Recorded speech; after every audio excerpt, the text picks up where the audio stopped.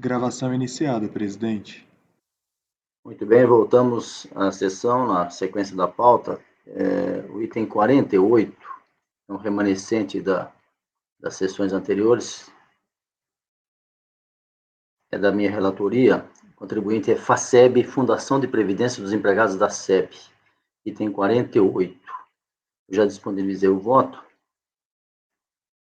e vou a ele.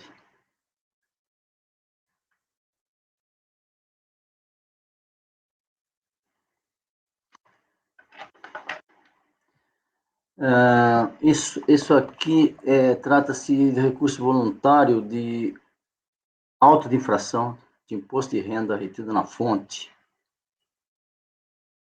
e de multa isolada e juros isolados. Aqui, resumidamente, para que possa ter tempo, essa fundação é uma fundação dos empregados da Companhia de Energia Elétrica de Brasília, no Distrito Federal. E ela é uma entidade uma entidade de previdência privada fechada, e ela faz pagamentos aos seus beneficiários, aos seus associados, né, que tem os planos lá, e ela recebeu, segundo ela, né, ela recebeu uma determinação judicial para não fazer a retenção na fonte mais, quando faz os pagamentos, de alguns dos associados. O fisco foi lá, intimou para que mostrasse isso, porque na DIF não constava, né, e ela mostrou umas decisões judiciais, o fisco entendeu que essa decisão judicial não lhe aproveitava e fez os lançamentos. E como o fisco fez o lançamento no ano de 2007, ele fez o lançamento, aqui aquele parecer normativo 1, que trata disso, né, que interpreta essa legislação, se é no próprio período do rendimento da pessoa física, a Júlia deve conhecer bem essa matéria, porque trabalhou aqui no CARF nas pessoas físicas, no julgamento da pessoa física, no próprio período é lançado o imposto, que não foi retido, e mais os juros e a multa. Isso está no primeiro auto de infração que eu colacionei aí na folhas 28 e 29, que é o ano de 2007.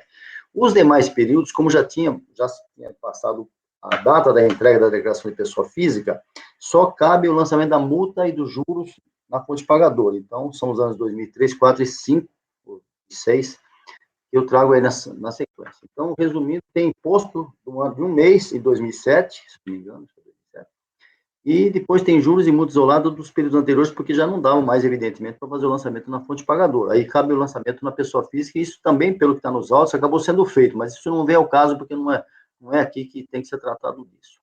Então, na impugnação, o contribuinte insiste veementemente que deixou de fazer a retenção porque tinha decisão judicial nesse sentido, fala que não poderia realmente reter, que estaria descumprindo a decisão judicial. Na decisão recorrida, a DRJ analisa profundamente toda essa situação, inclusive a decisão judicial, depois eu trato disso no meu voto, e mantém os lançamentos, por entender que, de fato, a decisão judicial não caberia o acolhimento, né, não estaria protegendo o contribuinte. No recurso voluntário, eu até grifei nas folhas 9, o item 17 e 18, no recurso voluntário, a contribuinte fala novamente do assunto, que não recebeu qualquer ordem judicial determinando o retorno do recolhimento do imposto, e por isso ela não recolhia mesmo, não fazia retenção mesmo. E, repite-se, a FACEB não é e nunca foi parte na referida ação judicial, como é que poderia ter conhecimento de que houve o trânsito em julgado da decisão judicial? Então, ele vai reclamar que, olha, eu recebi a determinação judicial e não era para fazer a retenção e não fez. Está provado, depois nós vamos ver isso, que ele não era parte direta, as partes eram os seus associados que, na verdade, pediram o seguinte: eu não quero mais que sopra retenção na fonte, o juiz não deu isso, e quero receber de volta aquilo que foi pago indevidamente. Essa é a repetição do indébito das pessoas físicas. Então, a pessoa jurídica, que é a FACEB, não tenha nada a ver com essa ação judicial.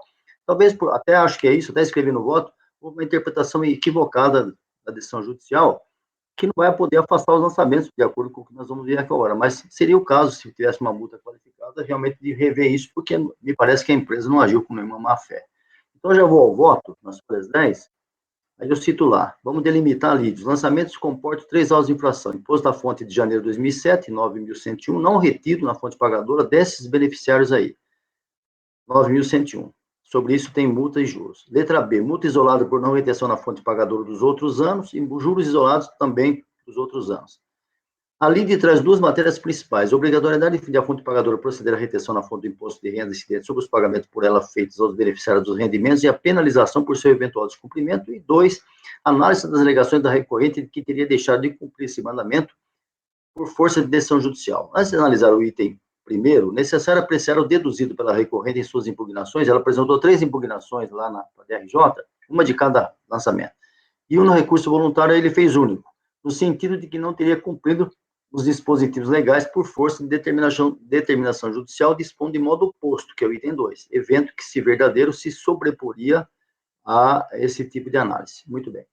A respeito do tema, já objeto de breves considerações do relatório, rememore-se que a recorrente alega ter recebido determinação judicial para não efetuar a retenção do imposto de renda dos benefícios pagos a alguns dos seus associados. Pois bem, em relação a esse tópico 2, pelo substancioso voto proferido pela relatoria de primeiro grau, fruto de detalhada pesquisa normativa e cuidadosa e parcimoniosa investigação em todas as instâncias e até o trânsito em julgado da ação judicial, citada pela recorrente, assumo como minhas as palavras do ilustre relator na época da edição de primeiro grau, o jogador Nelson Kischel, que foi, inclusive, conselheiro do CARF, não sei se ainda ele já ainda está no CARF, 1401.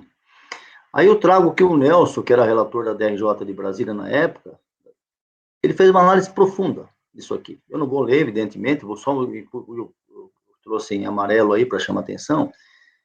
Nas folhas 12, o Nelson diz lá no voto dele: na verdade, o citado juiz apenas determinou liminarmente a suspensão da exigibilidade do imposto, não declarou ilegal ou inconstitucional a lei, determinando que os valores a serem retidos deveriam ser depositados em conta corrente bancária vinculada ao juízo da citada vara federal.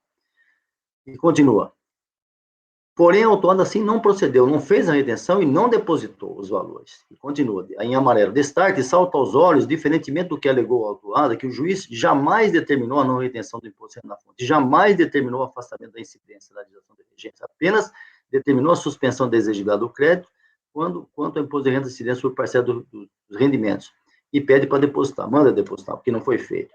Aí ele reproduz a decisão do juiz, eu reproduzo aí também, não vou ler naturalmente, porque está em itálico, é a sentença, e vamos embora, porque eu não vou ler isso aqui tudo, evidentemente. Já estou agora nas folhas 18. Aqui é a decisão do juiz, está em itálico. Por fim, não merece acolhida a informação do presidente da FACEB, dizendo ser impossível identificar que a parcela do benefício pago corresponde às contribuições vertidas pelo próprio beneficiário. Aceitar tal argumento é chancelar o caos atuarial da referida fundação. Não há notícia nos autos de que tenham sido efetuados depósitos. Doravante, os depósitos deverão atender à sentença de mérito prolatada. E continua. Do exposto, julgo o parcelamento procedente para condenar a União a repetição do imposto. Nada de impedir que fosse retido. Aí o Nelson fala mais um pouco, eu trago novamente a manifestação do juiz lá nas folhas 19 em itálico, em amarelo. Por fim, não merece acolhida, já disse isso, que ele fala que doravante os depósitos deverão atender a sentença de mérito, que não foi cumprida. E eu vou agora já nas minhas palavras, no finalzinho das folhas 20. Pois bem, como exaurientemente dissertado pelo ímpeto relator da decisão ACOR, cujo voto é aqui assumido, em momento algum da ação judicial suscitada pela recorrente, existe previsão ou determinação para que a fonte pagadora, que é o contribuinte aqui, deixe de efetuar a retenção da fonte do imposto de renda, incidente sobre os benefícios pagos associados. Ao contrário, a determinação expressa foi no sentido de que os valores deveriam ser depositados em conta do juízo, e sequer tinha sido cumprido, o que levou a magistrado a consignar em sua decisão. Eu já trouxe isso, não vou ler novamente. Pelo exposto, afasto as argumentações da recorrente e nego o provimento do recurso voluntário nessa parte em relação ao tema suscitado. Vamos votar isso aqui. Alguém tem dúvida? Se tiver dúvida, eu vou ler a sentença inteira, porque lá está tudo muito bem explicado. Na verdade, me parece que o erro aqui, porque isso ia afetar as pessoas físicas, né? Mas o que ela deveria ter feito, me parece, pelo comando aqui, ela continuar retendo e ela depositar isso em juízo. É o que eu falei, eu acho que houve... Realmente, ele está dando uma interpretação aqui, ele deu uma interpretação para a decisão que realmente não está fora dela. Né? Eu acho que foi um equívoco de interpretação, tanto que eu disse, não vejo nenhum dolo, eu vejo um erro, né? Mas erros... Né? Alguém discorda? Neguei provimento. Eu só não sei se o Nelson está no CARF, aí depois eu vejo isso para acertar meu voto. Na dúvida, na hora eu fiquei na dúvida. Mas o voto dele está muito bem feito, muito bem pesquisado. Bom, transposta, seguindo no finalzinho da folhazinha, transposta a muralha que poderia impedir o prosseguimento do julgamento, passa a apreciação das normas legislativas e regulamentares aplicáveis à matéria. Aí eu trago o RIR, o artigo 9º da 10.426, o 44. Aí eu falo do parecer normativo COSIT 1, que diz exatamente isso. Se for depois da época da entrega, já tem que fazer só o lançamento da multa e do juros e tal. Muito bem.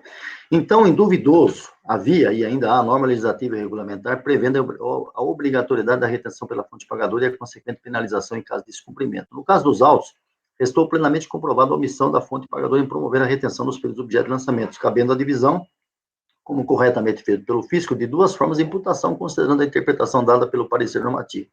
Ou seja, a imposto de renda acrescido de multa e ofício de juros de mora relativamente ao período de janeiro de 2007, considerando que os lançamentos ocorreram em novembro de 2007 e a data fixada para a entrega da declaração de imposto de renda pessoa física, que se refere ao parecer normativo, foi abril de 2008, dentro do prazo. E no segundo ponto, multa e juros para os períodos de 2003 a 2006, tendo em vista já haver sido ultrapassadas as respectivas datas de cada ano.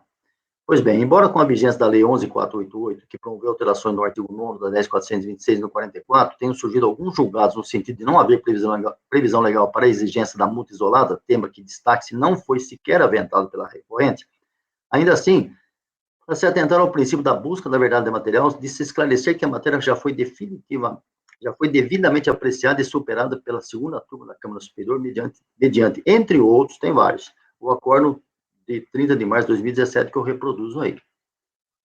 Por concordar com a posição expressa no acordo, transcrevo parcialmente o voto do relator, o conselheiro Heitor de Souza Lima, que, salvo engano, agora é o presidente da 1301. Então, eu trago o voto dele, muito bem feito, que eu não vou ler, mas está inserido dentro do contexto do meu voto. E continuo, lá no finalzinho das folhas 27. Finalizando a segunda turma da terceira Câmara da primeira sessão, apreciando assunto idêntico e acolhendo o entendimento do ilustre relator conselheiro Ricardo Marosa e Gregório, decidiu na mesma linha assumida nesse voto. Trago aí a posição do Gregório. Consequentemente, não há ressalva a fazer o trabalho fiscal calcado, que foi na mais estrita observância das normas vigentes, pelo que devem ser mantidos os lançamentos perpetrados pelo fisco. Nesse sentido, encaminho meu voto no sentido de negar provimento ao recurso voluntário, mantendo os lançamentos de fonte, multa isolada e juros isolados, que estão nos autos de infração de folha 7 a 31. É o voto.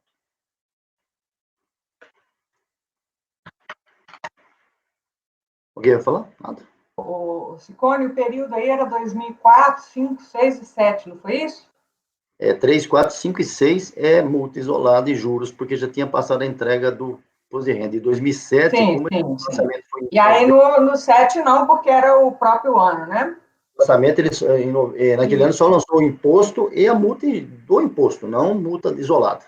Tá? Eu sei que não, provavelmente o contribuinte não suscitou, porque não tem detalhamento aqui, mas não teve decadência de nenhuma parte, não? Não, porque o lançamento foi feito em 2007. Ah, tá certo. Tanto é que ele lançou no próprio exercício. Não, tá certo. Mas, Ciccone, desculpa aqui, eu tô tentando ler tudo no voto. Houve concomitância de cobrança de multa isolada e multa de ofício ou não?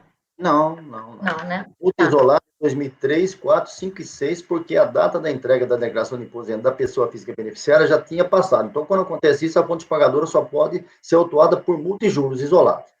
Em 2007, como o lançamento foi feito em novembro de 2007, o fiscal pegou janeiro, que era o período que ele estava fiscalizando, ele pegou aquela tributação do imposto de renda, lançou o imposto de renda, e lançou multa de ofício e juros desse valor, não multa isolada, não tem como.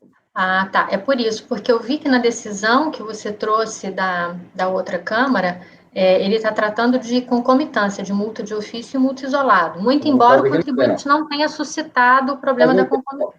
Mas não tem, não está aqui, não tem. Quando ele lançou em 2007, ele lançou só multa e juros do tributo. E nos outros ele lançou multa isolada e juros isolados, só isso. Ah, tá. Bom, então, por unanimidade, ninguém mais se manifestando, negado o provimento, seguindo, deixa eu ver se dá tempo. Pagano, se o próximo processo é seu, eu sei que é difícil dizer isso, mas você acha que esse item 55 dá para fazer em 15 minutos? Ou é muito complexo? Dá sim, presidente, não é? Então vamos lá, item 55 da pauta, o recorrente Shang Homun, imposto de renda, omissão de receitas, pagando sua relatoria. Bom, julgamento de recurso voluntário interposto pelos responsáveis solidários Carlos Alberto Fiordini, Ellen Yong Min e Yang Yeon-sung Lee. Faço acordo da RJ que julgou improcedente as suas defesas, mantendo auto-infração as respectivas responsabilidades solidárias. Importante ressaltar que o sócio-diretor autuado, o senhor Yang Hu-moon, da empresa Web Modas, não apresentou defesa e recurso, quedando-se inerte.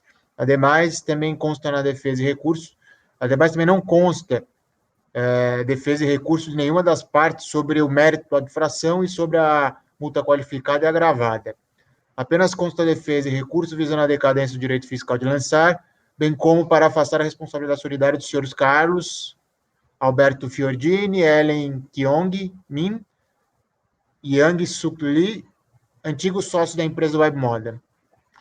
O presente ato de infração o projeto trata de auto-infração, formalizado com exigência de RPJ, CCLP e COFINS, do ano de 2008, do valor de 365 mil aproximadamente, por arbitramento sobre a fundamentação de falta de apresentação de escrituração contábil fiscal. Segundo a fiscalização, apesar de ter ocorrido a dissolução irregular da empresa Web Modas Limitada e de não ter entregue da IPJ 2008, ela continua a operar conforme pode-se verificar pela movimentação financeira obtida junto às instituições financeiras. O senhor Yang Yeon-moon foi intimado a explicar a origem da movimentação financeira de cartão de crédito, bem como de apresentar a escrituração contábil fiscal da empresa, porém não foi encontrado e não respondeu qualquer intimação fiscal.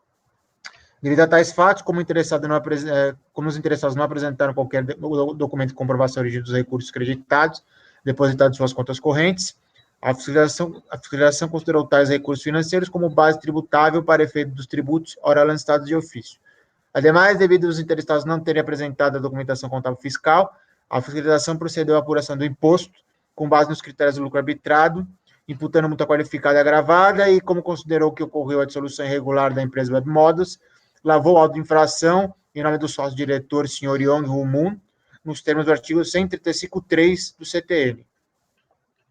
Também aplicou responsabilidade solidária ao diretor Yang Hu-moon e aos sócios de fato, senhores Carlos Alberto Fiordino, Yang Lee-min, Yang Suk Lee, nos termos 124.1 e 135.3 do CTN. Vou ao voto, presidente. Ok, Padrão? Pode. Importante ressaltar que tanto o sócio-diretor autuado, o senhor Yang Hu-moon, como a empresa Web Modas, que foi dissolvida irregularmente, não apresentaram defesa e recurso, quedando-se inertes. Ademais, também não consta defesa e recurso de nenhuma das partes sobre o mérito da infração, a infração de emissão de receita, e sobre a multa qualificada e agravada. Apenas consta defesa e recurso visando a decadência do direito fiscal de lançar, bem como para afastar a responsabilidade solidária dos senhores Carlos Alberto Fiordini, Ellen e Yang Suk Lee, antigos sócios da empresa Web Modas. O recurso voluntário dos responsáveis solidários. Recurso é tempestivo e eu admito. Decadência. Os fatos geradores que ensejaram a cobrança do imposto ocorreram em 2008 e o auto de infração foi lavrado em 19 de 3 de 2013. Em relação à alegação de que teria decaído o direito fiscal de autuar, entendo que não assiste razão aos recorrentes, eis que, conforme muito bem apontado no termo de verificação fiscal e no acórdão recorrido, estou comprovado a falta de pagamento do imposto e o dolo da empresa e seu sócio-diretor ao não apresentar a DPJ para a fiscalização, mesmo continuando a operar normalmente. Também restou comprovado nos autos que ocorreu dissolução irregular da empresa, sem que fosse comunicada à Receita Federal o distrato feito comunicado à JUSESP em 3 de 3 de 2008. Ou seja, restou configurado nos autos que o sócio da Web Modas tentou encerrar formalmente as atividades da empresa e continuou a operar normalmente às escuras, conforme demonstra a movimentação financeira obtida junto às instituições financeiras e empresas de cartão de crédito.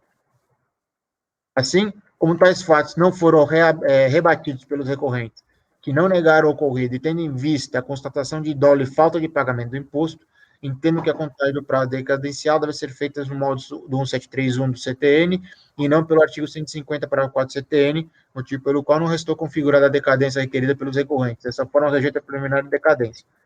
Para aqui ou continua, presidente? Não, vamos parar. Alguém tem dúvida sobre essa decadência? Não. Nada? Então vamos lá, Pagano. Os recorrentes pleiteiam o afastamento das suas responsabilidades solidárias imputadas nos termos do artigo 124.1 e 135.3 do CTN. Os recorrentes, senhores Carlos Alberto, Ellen e Yang, alegam que no momento em que ocorreram os fatos geradores das infrações imputadas, não faziam parte do quadro societário da web, sendo que tinham saído da empresa há pelo menos 2 anos antes, nos termos do Código Civil, não poderiam mais ser responsabilizados por débitos da empresa. Vejamos a tabela que consta nas folhas 3/4 TVF, onde indica a data da saída das pessoas jurídicas. Vocês estão conseguindo ver a tabela? Uhum. A tabela aqui é engraçada, para mim saiu apagada. Não, Pagano tem um quadro aqui de texto, mas acho que você tem que apagar e inserir de novo, tá? É estranho. Tá ruim aqui também para mim, não tem nada escrito. Mas tem um quadro aí, apaga o que está aí primeiro para depois colocar o outro. Tá. De qualquer forma, se vocês quiserem dar uma olhada na folha 3 e 4 TVF, já que deu esse probleminha, vocês vão ver a data de saída dos sócios, tá? Eles falam 2 anos antes, mas um saiu 2 anos antes, os outros saíram há um tempo antes, mas não foi em 2 anos, tá? Mas, por meu voto, isso não faz diferença, a não ser para os outros. De repente, se vocês quiserem ver isso na folha 3 e 4 TVF, fique à vontade. A fiscalização, por sua vez, aplicou a responsabilidade solidária por entender que, apesar de tais pessoas físicas já terem saído do contrato social, ainda tinham participação ativa na gestão da empresa no período fiscalizado, conforme pode se verificar nas cópias das assinaturas dos cheques emitidos pela empresa no ano calendário de 2008. Vejamos a parte do TVF que imputou a responsabilidade solidária. Tendo em vista os fatos relatados acima, considerando que o responsável tributário pela empresa, o senhor Sang-Yong-Hu Moon, não foi localizado no endereço, e considerando-se a dissolução irregular da empresa Web Models, a qual foi baixada com obrigação tributária não cumpridas e sem o conhecimento do fisco, conforme de extrato social datado em 3 de 3 de 2008, e que a mesma manteve suas atividades econômicas durante o ano de 2008, conforme constatado através da análise dos documentos fornecidos pelas instituições financeiras, conclui-se que deve responder pelas obrigações tributárias da pessoa jurídica o sócio ou administrador remanescente, o senhor Yong-Hu Moon, responsável tributário pela sociedade extinta, como interposta à pessoa. Cabe também responsabilizar solidariamente os seguintes sócios de fato, que, conforme verificado durante o procedimento fiscal, tiveram participação ativa na gestão da empresa no período fiscalizado através da assinatura de cheques constatadas pela análise da cópia dos cheques emitidos pela empresa no ano calendário de 2008. Aqui são os sócios. De fato, ao analisar os documentos dos autos, principalmente os encaminhados pelo Banco Safra, em resposta à RMF requisitada pela fiscalização, se pode verificar que as 3 pessoas físicas acima indicadas emitiram cheques em nome da empresa no período auditado, ou seja, no ano de 2008, conforme pode verificar as folhas 835/902, que é a resposta ao ofício da fiscalização sobre a RMF e cópias de documentos cadastrais das pessoas físicas antigas sócias da empresa Web Models, e cópia dos cheques emitidos em 2008, de folhas 659 e 834, onde indica que tais pessoas físicas eram as titulares das contas em nome da empresa. Frente a tais fatos e documentos, entendo que restou comprovado nos autos que, mesmo após terem saído do contrato social, o senhor Carlos, Ellen e Yang continuaram exercendo atividade de gestão e direção da empresa Web Models no ano fiscalizado de 2008. Sendo assim, agiu corretamente a fiscalização a imputar responsabilidade solidária no termo 124.1 do CTN aos senhores Carlos Alberto Fiordini, Ellen e Yang, eles que, apesar de não constarem no contrato social, continuaram a ter participação ativa na gestão da empresa, demonstrando assim um interesse comum na situação que ensejou a exigência do imposto e na prática da infração. Complementando tais fatos, restou demonstrar nos autos que a senhora Yong-Hu Moon encontra-se desaparecido e, segundo a fiscalização, restou caracterizado que ele seria interposta à pessoa para resguardar os 3 antigos sócios, que é o Carlos, a Ellen e a Yang. Desta forma, entendo que a responsabilidade das 3 pessoas filhas antigas sócias deve ser mantida em seus termos, pelo exposto e por tudo que consta processar nos autos, conheço o recurso voluntário e aí nega o provimento. Bom, só uma colocação, Pagano. São 3 recursos voluntários ou um recurso voluntário só dos 3? Deixa eu me escrever aqui. 3, dos 3. 3. Tá, eles defenderam em termos de infração, a empresa não se defendeu, tudo bem, e eles tocaram no assunto a respeito do auto de infração só sobre a decadência. No auto de infração eles pedem a decadência, Só. isso já vem, que isso também já vem desde a DRJ, Tá. e na DRJ eles apresentaram mais alegações preliminares, mas no recurso eles não apresentaram, eles se defenderam da responsabilidade e da decadência. Ok, só ficamos aqui para discutir o sócio. Deixa eu, antes de passar a palavra para discutir rapidamente, que acabamos de discutir um assunto sobre isso, né? Deixa eu só colocar aqui, Pagano. Espera um pouco aí, Pagano, um pouquinho só. Quem é que está no 124.1? O Carlos, estaria, né? Carlos Alberto Firondi, Ellen e Yang. A Ellen e a Yang lá. Tá, e o que tem a ver o nosso digníssimo aqui, Hang Humun? Então, esse é o administrador que está no contrato social. Está desaparecido. E ele foi imputado pelo 135.3. Só que ele não apresenta defesa. Esse não tem defesa, não tem recurso. Ok, já morreu o assunto. Então, estamos discutindo... E os demais, ele só coloca com 124, não é isso? Não, na verdade, ele é genérico, ele põe pelos dois. Ok, pronto. 124.1 aqui, no caso, é Alberto Fiorindi, Ellen Kyong e Yang Suk-lu. É isso, né? A fiscalização foi pelos dois, presidente. Todos pelos dois. Só o administrador que está no contrato, que é o valor 135, porque em vez de ela pôr a empresa no auto de infração como no polo passivo, ela pôs esse cara. Ela pôs o responsável, o diretor. Entendeu? Porque a empresa está extinta. Não, eu sei, eu estou perguntando o seguinte, você escreveu no fim do seu voto, sendo assim, agiu corretamente a fiscalização a imputar responsabilidade solidária nos termos 124.1, para essas 3 pessoas. Além disso, está no 135? Ela põe genericamente pelos dois, você entendeu? E o que está atrás do 135 você está afastando? Não, na verdade eu mantenho pelo 124, porque eu acho que se enquadra melhor a situação. Sim, mas na acusação está o 124 e o 135, está as duas, isso que eu estou perguntando. Está os dois. Então, mas você não toca no assunto do 135? Não, porque por mim já basta manter pelo 124. Agora preciso ouvir o pessoal aí, vamos ver.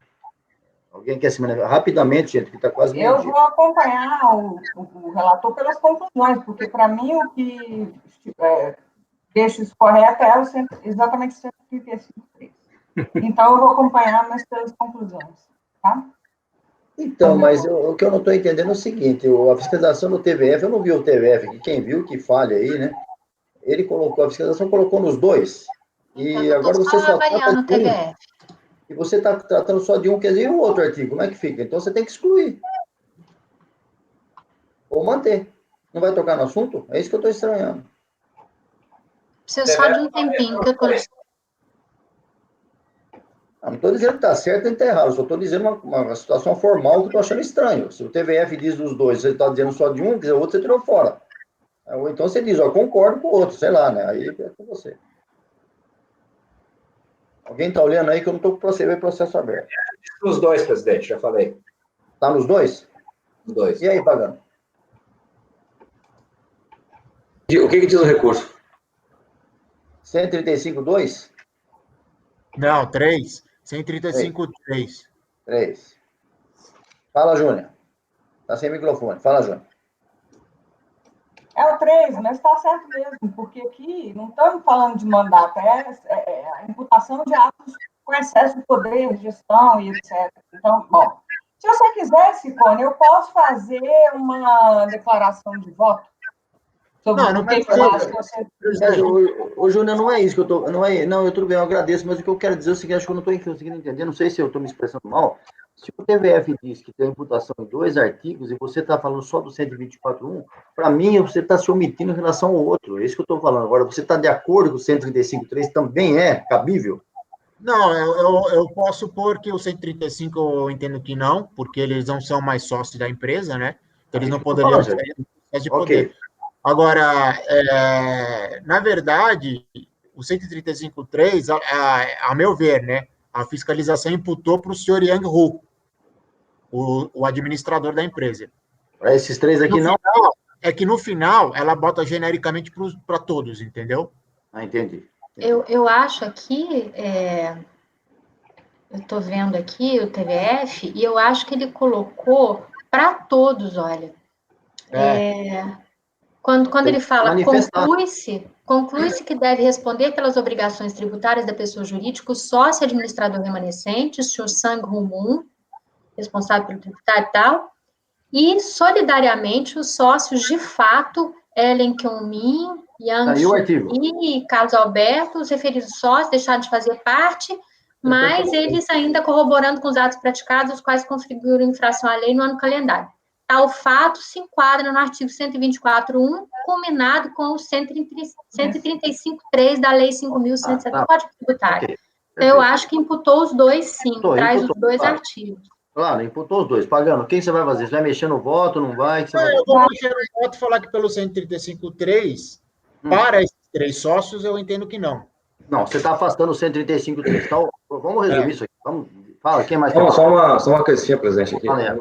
No recurso voluntário, há um tópico específico em relação ao limite temporal da responsabilidade do sócio, entendeu? Assim, então, eu acho, Pagani, que é mais prudente a gente abordar essa questão do 135, porque no recurso ele está falando sobre isso, sabe? 24. Mas é exatamente por isso, como eles falaram que saíram da empresa 2 anos antes, eu estou aplicando o 124 porque eles não estão no contrato social no momento da infração.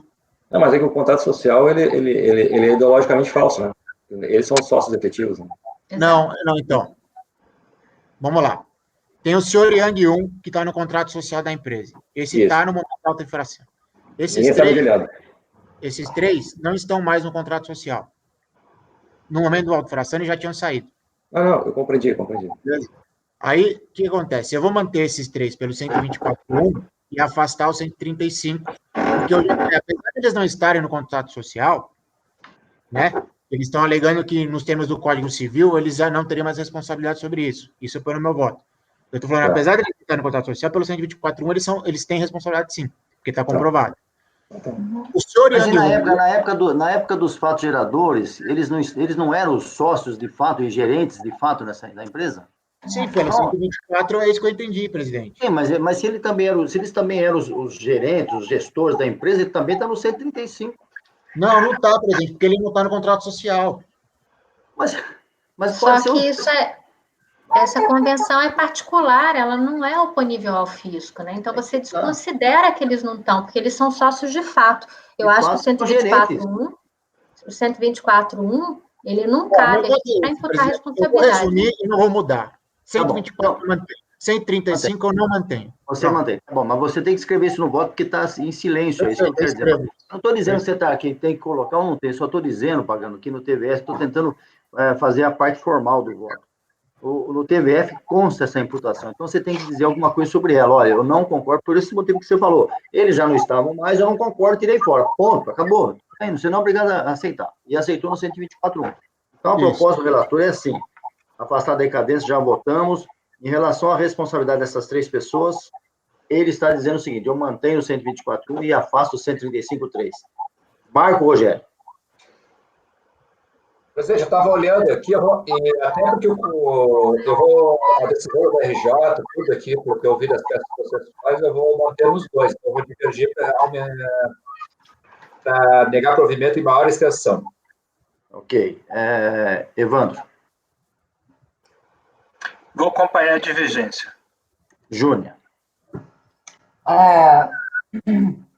Peraí, desculpa, eu viajei aqui, deixa eu raciocinar. Eu vou acompanhar, na verdade, não vou, né, porque eu estou divergindo, mas o resultado é o mesmo, porque nós vamos reconhecer a responsabilidade. Eu afasto o 124, mas acho correta pelo 135. Não, então, pera. Eu voto pelas conclusões, pronto. Não, pera. Parou, respira fundo. A posição do Pagano é a seguinte: ele mantém o 124.1 e afasta o 135.3. A minha eu posso.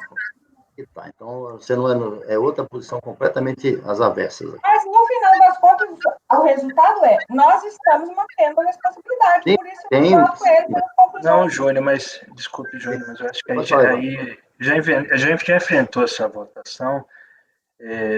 Ou você acompanha pelas conclusões, é uma coisa, você pode fazê-lo, ok? Ou você coloca a outra posição. Não, eu estou uma terceira posição pelo 135. Aí você que escolhe, tá bom? Eu acho que, pelas conclusões, fica melhor para nós. Ok. Escolha sua. Seguindo, Iagro. Eu não entendi a divergência que o Marco levantou. Não tem. O quê? A divergência é que eu e o Marco, a gente está acompanhando pelos dois, pelo 135 e pelo 124. E o Pagano afastou 135. O Marco, Mas eu acho... Só isso. Eu acho que vocês estão votando pelas conclusões. Não. Porque o efeito final é mantendo a responsabilidade. Mas tem dois artigos. Não, pelas conclusões seria, pelo que eu entendi até aqui, eu manteria pelo 124, mas por outros argumentos. Mas com 135... Não é isso. Então eu vou com a divergência. Eu acho que é os dois casos, Patanelli. Eu acho que eles eram sócios de fato também. Viu, Júnior? Porque quando isso aí, lógico, não precisa nem falar isso, mas se isso prosseguir esse processo, lá no judiciário, por exemplo, se tiver um só, ele pode afastar. Então, acho que o fato do Marco, o Evandro, o Iagro agora querer a colocação dos dois, está correto, do ponto de vista deles. Continuando, Paula. Eu vou divergir para aplicar a responsabilidade pelo 135.3. Você vai acompanhar a divergência, então? Não, a divergência está para imputação pelos dois. Eu afasto o 124.1 e acho que a responsabilidade é pelo 135.3. E é uma outra posição. Outra posição. Luciano. Com a divergência com o conselheiro Marco, presidente. Tá, então espera um pouquinho. Antes de eu votar, deixa eu ver aqui. A Júlia, qual é a sua posição, Júlia? Eu aplico só o 135, igual a da Paula, mesma coisa. A Júlia mudou de posição, então. Vai divergir para... Eu tinha votado pelas conclusões. Não mudei de posição. O que eu falei, por que eu estou votando pelas conclusões? Na minha ideia, o efeito prático da minha decisão é o mesmo. Entendi, Júlia. Estou pagando. O fato é que, binariamente falando, tá, o outro acompanha ou não. Se tu acompanhasse os 124, acompanhou, né? Então, tu vai na divergência da Paula. Tranquilo. Então, ótimo. Nós vamos divergir. Divergência. O Luciano é com a divergência do Marco. Então, veja lá, antes de eu votar. Marco, Evandro, Iagro e Luciano pelos dois artigos. O relator pelo 124.1. As duas moças que compõem o nosso colegiado votaram pelo 135 e afastaram o 135. Temos 3 posições diferentes. Ok. Tá? Eu vou acompanhar a divergência. Então, qual delas? Do Marco. Então, nós temos, é claro, pelos dois. Então, o Marco, Evandro, Iagro, Luciano e eu, 5. Tá? 5 decisões. Do outro lado, tem 2 por 135 e tem o relator. Ok. Então, agora, tem que votar de novo. Não precisa. Não precisa, não. Você teve maioria. Deu maioria. É verdade. Deu 5. Então, pelo 135 mantido e pelo 124 mantido, a posição do relator, mais o 135 pela divergência que nós tivemos aqui, tá?